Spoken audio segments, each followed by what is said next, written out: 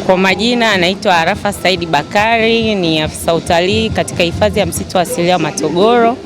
inayopatikana katika mkoa wa Ruvuma, manispaa ya Songea mjini. Sisi kama wakala wa huduma za misitu Tanzania TFS tuna jukumu la kusimamia masuala mazima ya utunzaji mazingira, misitu kwa ujumla. Inapotokea swala la utunzaji mazingira, sisi ndo kama tunakuwa ndo balozi wa kwanza katika masuala kuhakikisha jamii inaelewa utunzaji mazingira,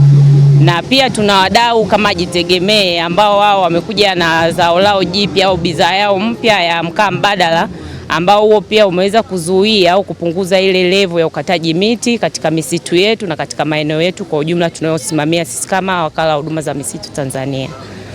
Tunatoa rai kwa wananchi wengine kuweza kuungana na Jitegemee